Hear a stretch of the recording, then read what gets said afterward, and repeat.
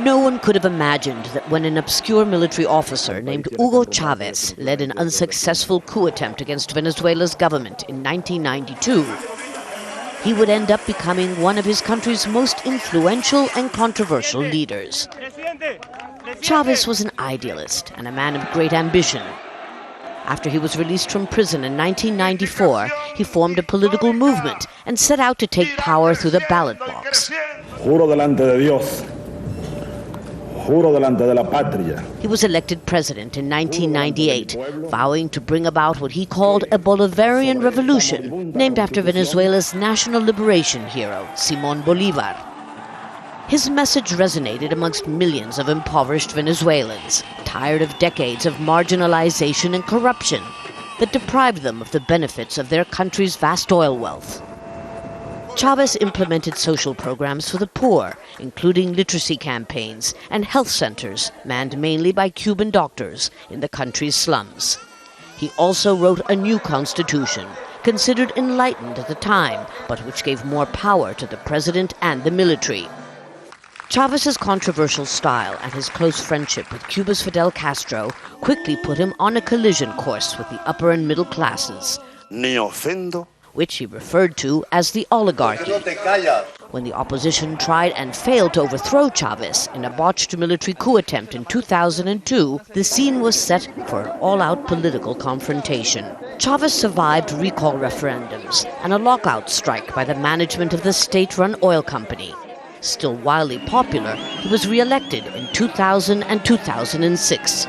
But with each passing year, his reforms became more radical. He declared a socialist revolution and began expropriating land, banks, and some key private industries, as well as refusing licenses to his fiercest media critics. And despite the government's huge income from high oil prices, housing shortages, crime, power blackouts, inflation, and widespread corruption began to eat away at his popularity. Chavez's anti-American discourse raised alarm bells in Washington, too. His oil diplomacy, consisting of selling oil to poor Central American and Caribbean countries at low rates, did win him friends and influence in the region. He formed a strong alliance called ALBA with like-minded leftist leaders in Ecuador, Nicaragua, Bolivia, and Cuba. But Chavez's dream of spreading his Bolivarian revolution throughout Latin America began to lose steam as his problems at home increased. In late 2010, his Socialist Party lost its two-thirds control of the National Assembly. Chavez was fighting to win back support ahead of the 2012 presidential elections, when he suddenly fell ill and was forced to undergo surgery in Cuba. Ironically, he had so often gone there to sit by the bedside of his ailing friend and mentor, Fidel Castro.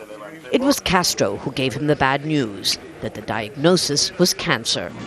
Despite his serious illness, Chavez continued working and was re-elected last October for 6 more years. After a 4th operation, followed by a 10-week absence in Cuba, he returned to his beloved Venezuela on February the 18th. He had vowed to win the battle against cancer, just as he had overcome other adversities. But it was a promise he was unable to fulfill. Hugo Chavez's premature death comes as a shock, both to his strongest supporters and his staunchest foes.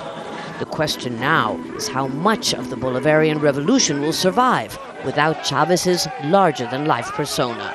Lucia Newman, Al Jazeera, Caracas.